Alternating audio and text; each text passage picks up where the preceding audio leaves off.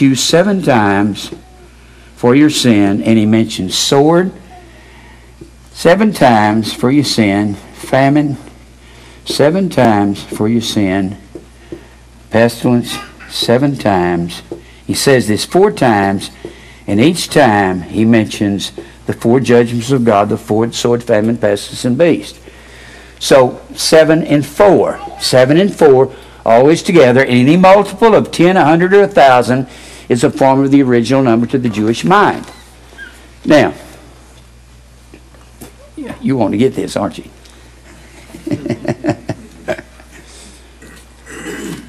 All right, now, the heir was called the fish because the baby was in there. And also, the Lord fed 5,000 in John 6, and he fed 4,000 in Mark 8.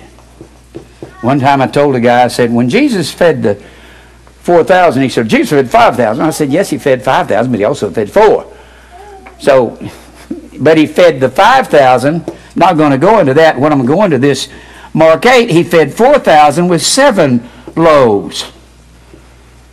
And they were broken bread that he took up, bread. And so anytime you find 4 and 7, that's a number of refinement, like we was talking about a while ago. Teleiotes, T-E-L-E-I-O-T-E-S. And the fish was called the heir to the kingdom because when it was in the womb for 47s, it was mature. Just like when Israel was punished 7 times, 4 times it's mentioned, they were mature. And the baby was in the womb, in the water sack for 47s, right? Isn't that true? Women that said babies? That's exactly it. It's supposed to be. Anyway, now, you have to remember that the heir, the kleronomia, was the fish. Was the fish. That's what and joint heirs. Now, S-U-G is a derivative. It's a form of S-U-M, S-U, S-U-N, which means with or in fellowship. We know the fellowship of his suffering. Fellowship of his suffering. Now, synkleronomia is the word fellow heirs. Well, what if I said fellow fish? And it adds up to 1,071. Now, 1,071, when you break it down, it is 7 times 153. That's what it is. Now, let's go over to John, the 21st chapter. John 21.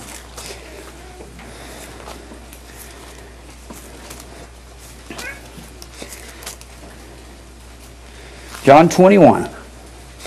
Jesus has died. He's resurrected from the dead.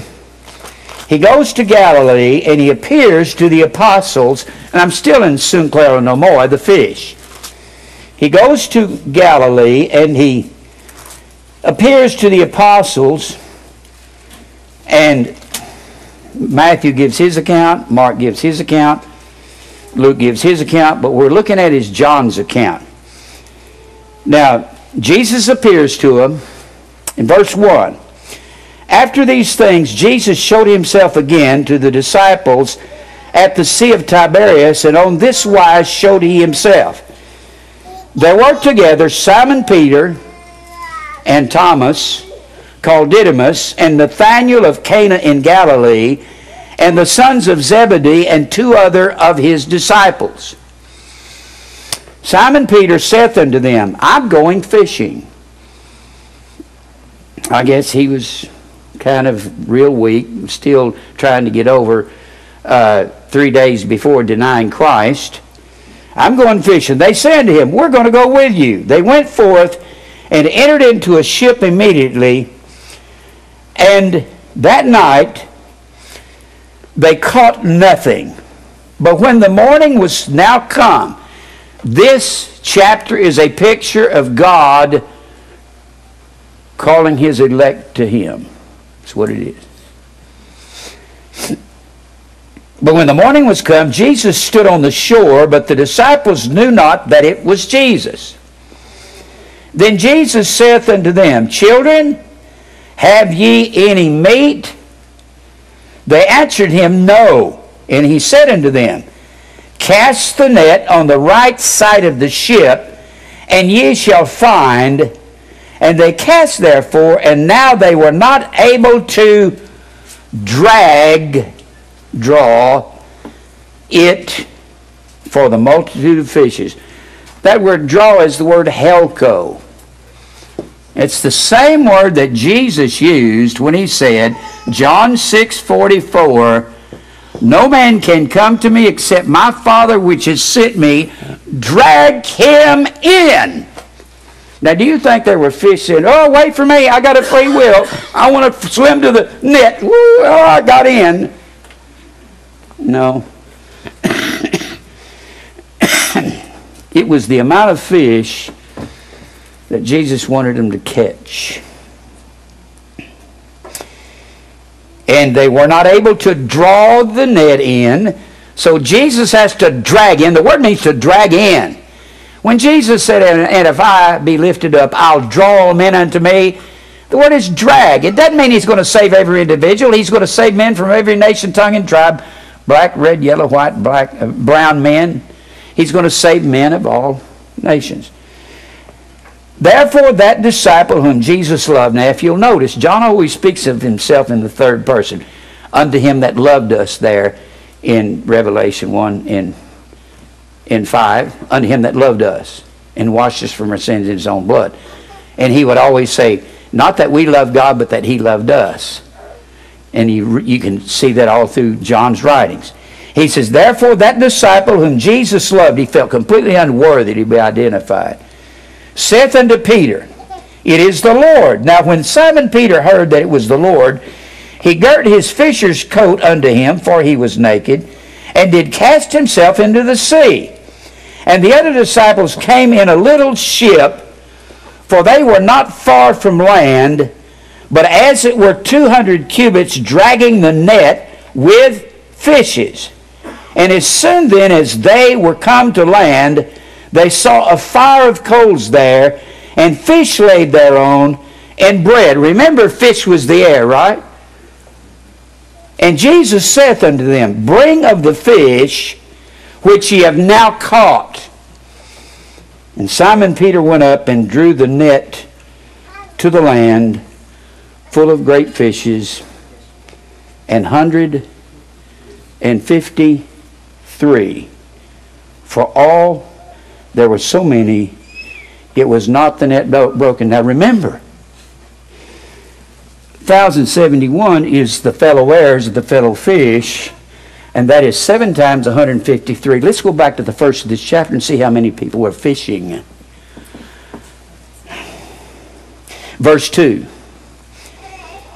There were together Simon Peter, 1, Thomas called Didymus, 2, Nathanael of Cana in Galilee, 3, the sons of Zebedee were called the sons of thunder, James and John, that's 5, and 2 other disciples were fishing. 7 caught 153 fish. You think that was some accident? That's the ordination of God. That's a picture of us. Let me read it to you again. Now let me give you something that's not biblical. I told Mike one time, Mike's a math teacher. He's got a master's in math. And I told him, I said, Mike, I need a book. I need a book on mathematical etymology of words. Well, he was teaching up at Ball State at the time, and he found in their bookstore the Words of Mathematics, an etymological dictionary of mathematical terms used in English by Stephen Schwartzman. And when he got it, whew, did we ever find some stuff. Now, when you look up Narcissus was an ancient Greek god. He looked in the water, of this pond. He was so good looking, he fell in love with himself, and he didn't eat, and he died. That means he was into himself, is what it means. He's into himself. Well, let me read to you about a narcissistic number. I wonder what that would be. You think it might be the fish? Are we into ourselves? Narcissistic, from the Greek narcissos, Narkissos, a plant with narrow leaves and usually white or yellow flowers. The word may be of Mediterranean origin. It may also be related to or influenced by the Indo-European root snare, to wind, to twist, that is found in the Greek narke, N-A-R-K-E, which means cramp or numbness, and we get our word narcotic from that, because the narcissus plant is known to have narcotic properties. According to Greek mythology, Narcissus was a young man who was so entranced by his own image in a reflecting pool that he was eventually transformed into a narcissus plant. In mathematics, we're not reading from a religious book. This is a book by a mathematician. That's what I want you to know. This is a mathematics book. In mathematics, an integer is said to be narcissistic if it can be represented by some form of manipulation of its digits. For example, 153 is narcissistic because you use what's called a trinity function on it. Trinity not meaning something religious. It's a function they use. You take 153. I had a girl come here one time, and her father was a Pentecostal, and she said, my father told me that 153 was a very important number in mathematics. You think it's an important number to God? We are the 153 fish. That's what we are. Now, 153 is narcissistic because it's into itself. You take 1 to the third power. This is called a trinity function in mathematics. 1 to the third power plus 5 to the third power. We used to call it cubed when I was in school. 1 plus 5 to the third power plus 3 to the third power. 1 times 1 times 1 is 1. 5 times 5 is 25 times 5 is 125. 3 times 3 is 9 times 3 is 27.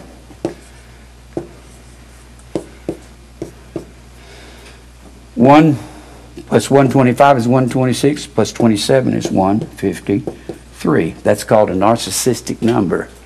It's a very popular number that's brought out in mathematics. Let me show you something else about this number. You think God did this by accident? You don't believe in predestination? That's just the beginning. God ordained it. You have to come to a place of realizing that every movement of every molecule, every atom that's in every molecule in the universe is there because God put it there. And it's moving in an exact fashion that He wants it to move. And that includes all the juices in your mind. That includes some neutron star that is imploded into itself somewhere 1,000 galaxies away from here. There's billions of galaxies. And our galaxy is a medium-sized galaxy, and we got billions of stars here. And if you travel at the speed of light from the Earth, 186,000 miles per second, it'll take you 26,000 years to get to the center of our galaxy. You don't think God is in charge of this, and you're some little squeaky little ant on the Earth, and you're less than the size of sand? I don't think God would do that. He's going, I'll squash you. It's more like, I don't think God would do that. I can feel you. God. I just wonder God don't just kill all of them and send them to hell right now. Why don't He don't kill all of us? Let Let me give you something else on this.